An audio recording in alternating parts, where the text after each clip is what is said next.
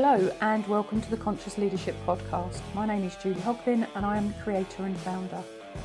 This podcast covers every aspect of conscious leadership and the Conscious Leadership Code.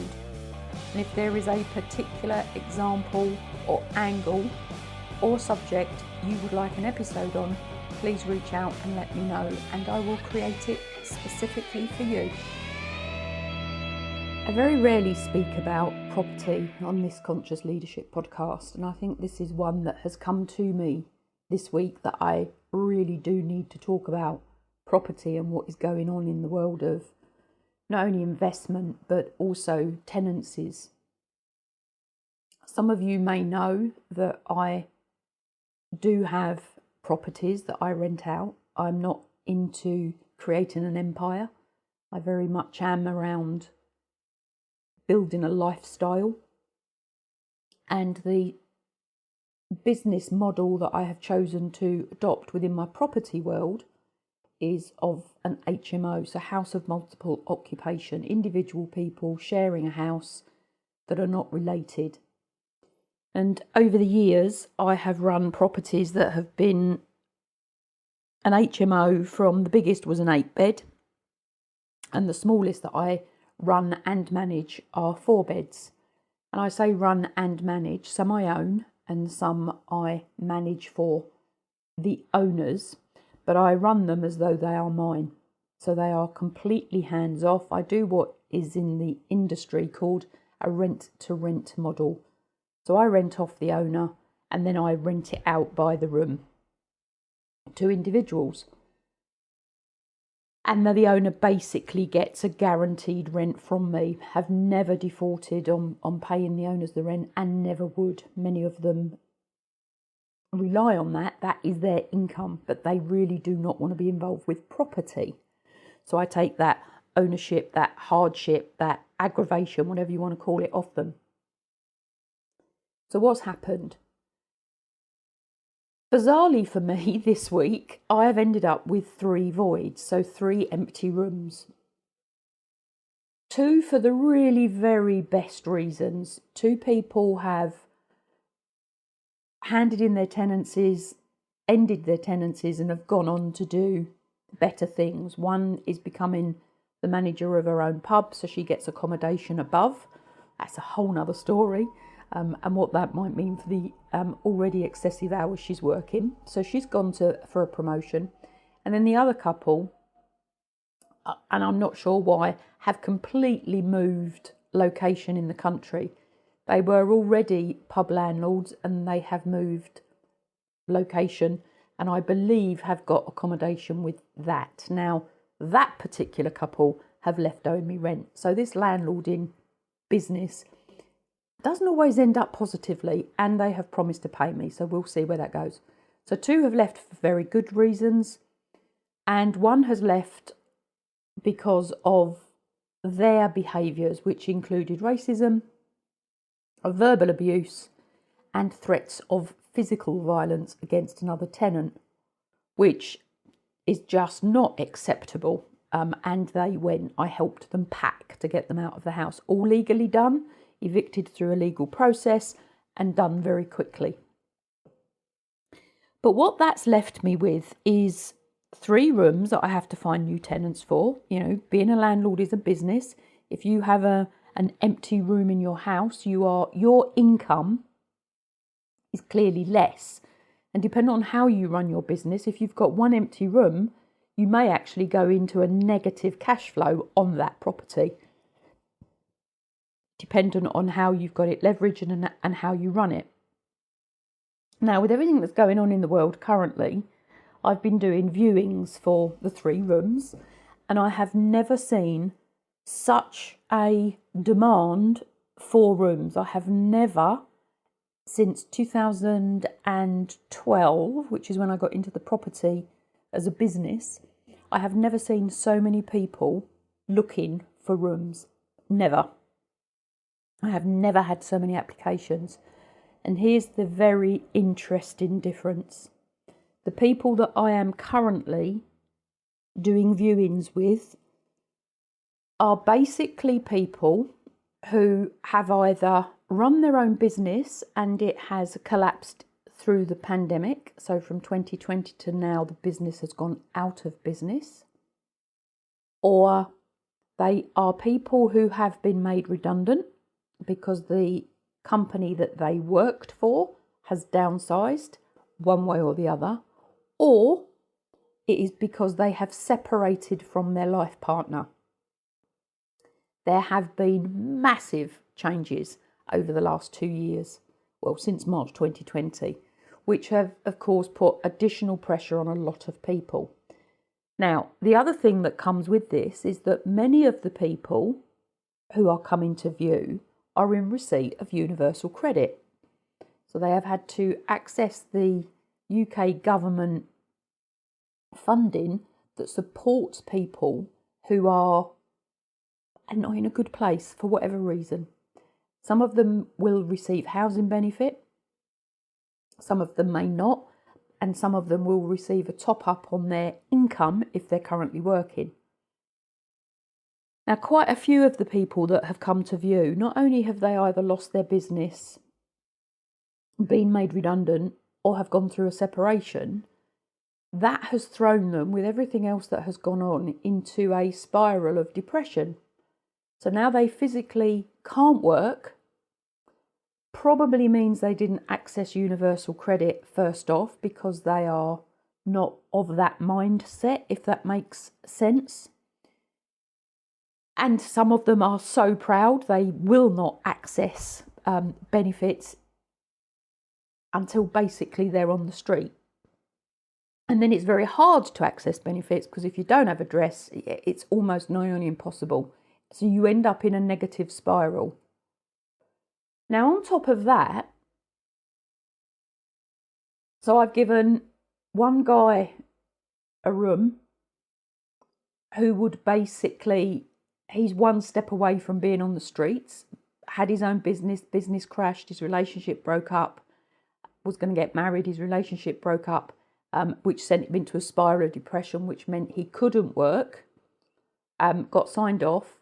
Then he couldn't afford the rent on the flat he was living in.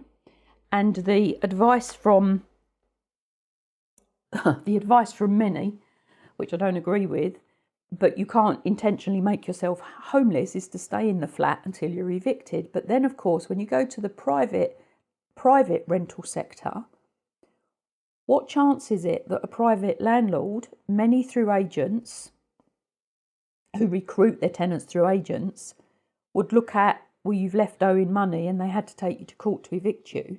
What private landlord is going to give that person a chance when you've got somebody who could be in a job, could be running their own business, who has never defaulted and has got a really good credit rating? So some of the advice, I understand it, if you make yourself intentionally homeless, the local authority will not house you. But to be made homeless, you have to go through a court process, which can take months. And a landlord has to have a reason to take you through the court process, which basically means, and I'm not telling anybody to do this, that you end up owing rent. So it's a really serious scenario and situation that I believe many people find themselves in. Now, on top of this, if people are looking for a room in a house share, in many house shares, and I'm not talking about students, I'm talking about professional house shares. In many house shares, the landlord pays the costs of the utilities, so the council tax, electricity, gas, Wi-Fi, what else? Council tax, water rates, etc. So the landlord, the owner, pays the cost of the bills. Now, what else is happening in this world? We are being predicted a 62% rise in utility costs from autumn this year. I believe it's October. So say an HMO has a utility bill of £300 a month. That's going to go up by 62%. Let's just go with 60%. It's easier on the numbers for my head, off the top of my head. It's another £180. So for a landlord, the cost of the utilities for that one property, as in energy, will go up from £300 to £480 a month. Now think about that. Where does the landlord get that money from? Wages have not gone up by 62%. You cannot put everybody's rent up, dependent on when they signed the agreement, dependent on their scenario, their situation.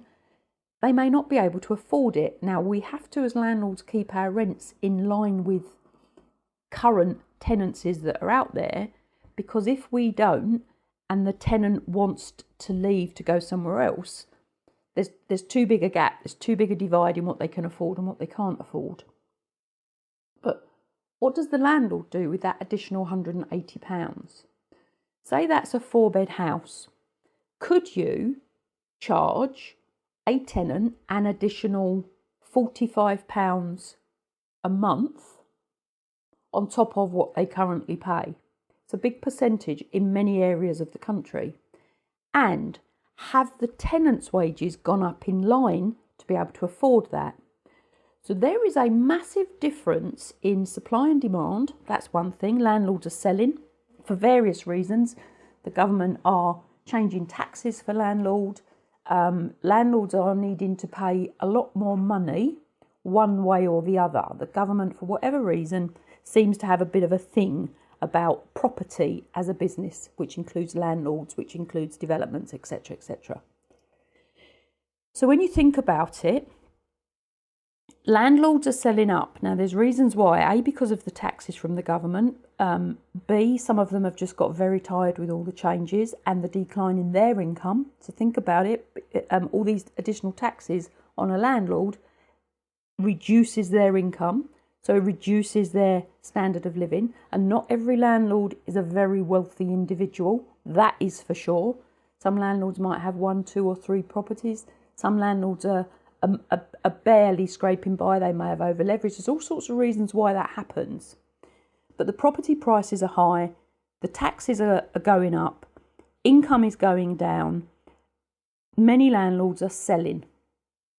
They have started to sell off their portfolio to do something different with the cash. Now, if the cash sits in the bank, it devalues because the bank interest is not as much as inflation, which today, we're in August 22, I looked this morning and inflation is, so they tell us, is 9.2%. So have wages gone up by 9.2%? I certainly know mine haven't. I am self-employed, I do create my own income, my own wealth, but it certainly has not gone up by 9.2%. Now, I have a choice on what I do about that. I can increase the prices of the products I sell, or I can add another income stream in, which I'm currently looking at doing. So on top of anything else I do, I am looking at how to become a publisher of written and audio books online to bring in a different income stream or an alternate income stream, another income stream, because my income has gone down because of all the previously mentioned. Now, back to tenants, supply and demand. The local authorities, government, sold off many of their rental properties. So the councils, the local authorities, the councils do not have a supply of properties that they can provide to people who need them. Private landlords are being hammered, and private landlords are selling up or are using a different business model within their property world and are converting their houses to holiday rentals, which of course takes away that property from the permanent housing market. Now, I don't know what the answer is to all this, but think about how the changes have impacted and are continuing to impact. For one room, I must have had, no exaggeration, 30 applications. Now, I have spoken to some, and I go through a recruitment process for my tenant, the same as you would for business. I don't just take anybody. I would rather have a void than the wrong tenant. And I say the wrong tenant as in how they behave within the house, because each house creates its own culture. The culture is your home. So when you're running multi-lets, it is a home for more than one person. So if you've got a 4-bed, you've got 4 individuals that are not related. If you're running a 6-bed or a 7-bed, you've got 6 or 7 people living in one property that are non-related. Yes, they have their own personal space, which is private to them, and then they have the communal space for those landlords that provide communal space. And of course, they have to rub along. So it's really no point in putting a tenant into a property that you believe is going to cause aggravation. So to do the recruitment process, and it's exactly what it is with me, for me, it starts on spare room. Now I'm going to come back to something. So if a tenant or an individual through, business failing, redundancy, separation, needs somewhere to live, reputable landlords will do a reference. And a reference looks at your credit rating. So what your score is on credit rating, if you've got any CCJs against you or not. And you have to do the right to rent. That's a government thing that got sent down to landlords. So we now have to do a right to rent to check whether you as the individual that's applying for the room are allowed, have permission to rent in the UK. And I had to do this on my 90-year-old mother when we moved in together into a rented accommodation. There's a big backstory to all of this, as you can probably imagine. So my 92-year-old mother, who actually was, came through World War II, we had to do a right to rent check on her because that's what we are told we have to do. Let alone myself, my partner at the time. It's a situation anyway. So where do I want to go with this? The property market is changing massively. The opportunity for private rentals is changing massively. The supply and demand is changing rapidly. House prices have gone up. Rental opportunities have gone down. If you are selling a property, you're going to realise good whatever equity you've got in it currently. Everything is a perception. So if you're trying to get on the property market, you may feel that prices are high, and everything is a perception compared to where our personal circumstances are. If you are looking to rent a property, and I will give you a big tip, a huge tip, landlords are looking for good, honest, open, upfront individuals who are polite, who are clean, or who are tidy, because we entrust our properties to you. 2 of the tenants that have left in the last week or so, their rooms were disgusting. I mean, filthy. And they were the 2 that chose to leave. The one that I evicted, his room was clean. Now, I'm not saying male, female, I'm not talking about genders, it's just about how you keep your room. That comes from how you keep yourself. So really think about, if you are out there looking for a rental property, be polite, be pleasant. If you're responding on spare room, rather than saying ring me and a number, say hi Julie. But you can see the landlord or the agent's name on spare room if you're in an HMO. Hi Julie, I'm looking at your property. It would be really great to arrange a viewing. Is there any more information you need to know? Be polite, be courteous. Some of the applications that I have had last week, have been ring me. No, I won't be doing that. People on there have no adverts, so you don't know about them. You can't do the research before you offer them a viewing. And it's exactly the same as if you was applying for a job. You give the employer as much information as you can, which allows them to decide whether they want to interview you or not.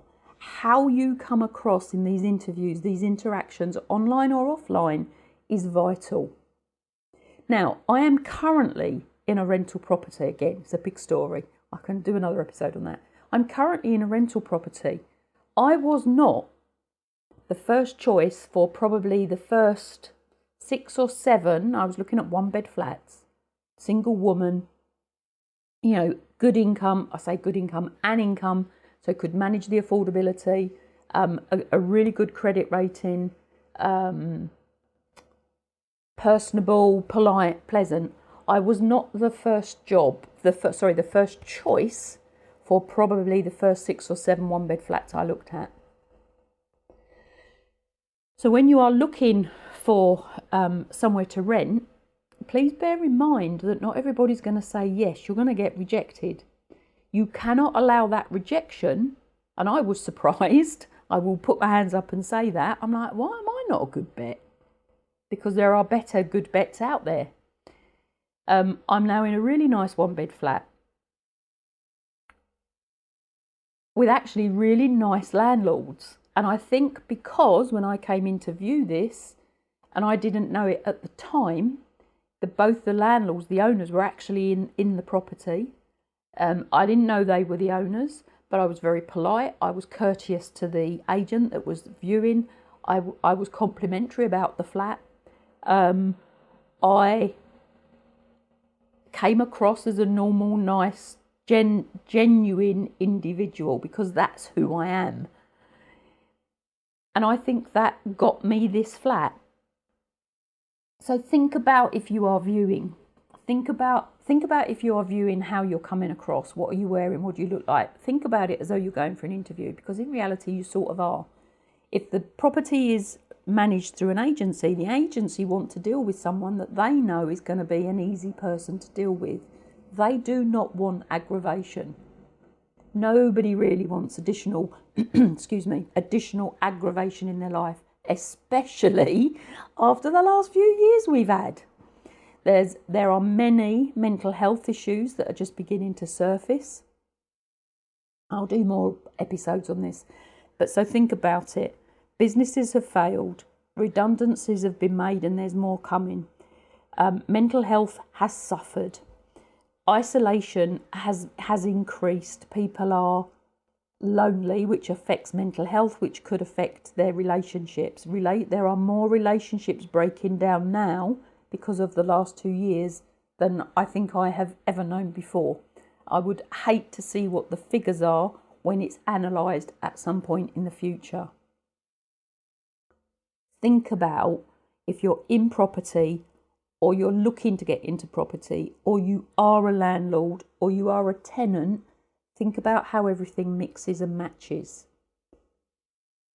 As a landlord, I want someone who is going to be A, pay me, B, be a good tenant, C, not create aggravation in the house. Now, I don't always get that right. I don't. That's just how it is being a landlord. 95% of the time I do.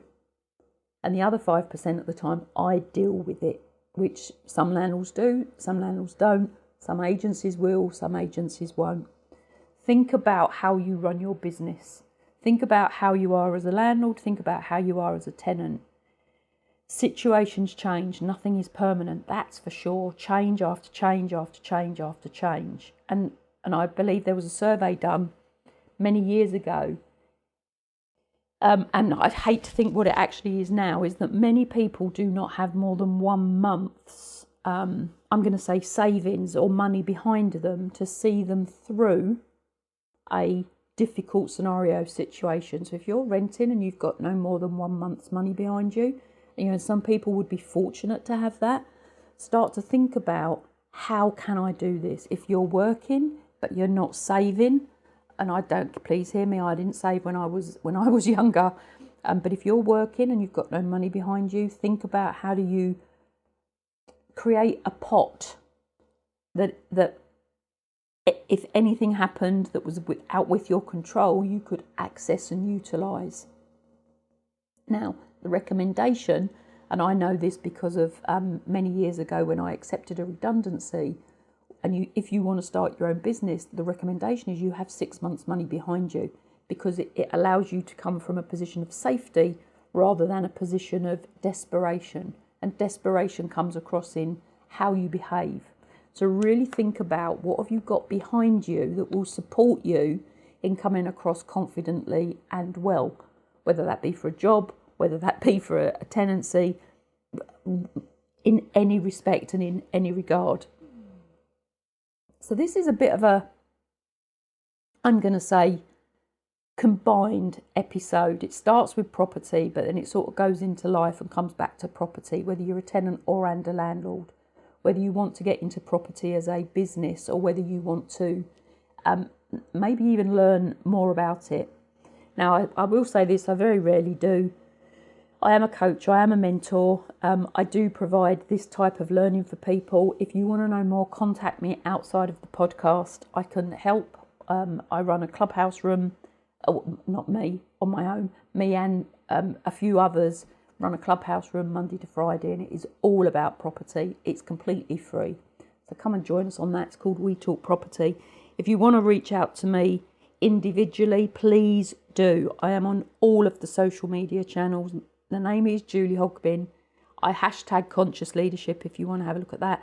And Conscious Leadership Code. I am going to be doing a lot more on the Conscious Leadership Code and how we create the life that we want and or need, dependent where we're coming from, and how we all do that. There are many income streams that you can do. Many income streams. One woman who has applied for a room is on universal credit because she was made redundant and then she relocated. So I'm not sure yet whether there's a separation in that. But what is she doing? She's on universal credit and she's topping her income up by doing typing from home. Once she's relocated, once she has somewhere to live, she will then go back to doing or looking for a role in what she used to do before. She's very confident. She's very positive. I don't know about confident. She's very positive in how she's expressing herself to me online in the messages that we've had. And she's got a viewing on Saturday morning with me. So please think about everything I've spoken about today, everything that's going on in the world. 62% increase in utilities, 9.2% inflation. If you've got money in the bank, it is decreasing because it's not keeping up with the 9.2 inflation. And that's what they're telling us it is, probably more. Everything. I don't know whether you've looked at the price of cucumbers. They went from 45p, I think it was, to something like 60p almost overnight. 15p on a 45p product. That's over 30% increase. So everything that's going on affects everything. The cost of utilities affects everything. Inflation affects everything. If you want to know more, please reach out. Seriously, please reach out. I'm doing all sorts. I'm working with people on how we can create knowledge, products, all sorts of things. So please reach out if you want to. Anyway, this is Julie Hogbin signing off from a random, in some respects, podcast episode. And this is life as we currently know it. So be prepared. Bye for now. Thank you for listening to this episode of the Conscious Leadership Podcast. And if you have found it useful, please leave a review. And if you have found it useful, please share it with others that will find it useful as well. If you want to know more about my publishing, please follow me through to the Amazon author page. And if you would like to follow me on any of my other social media channels, please do, which also includes a YouTube channel.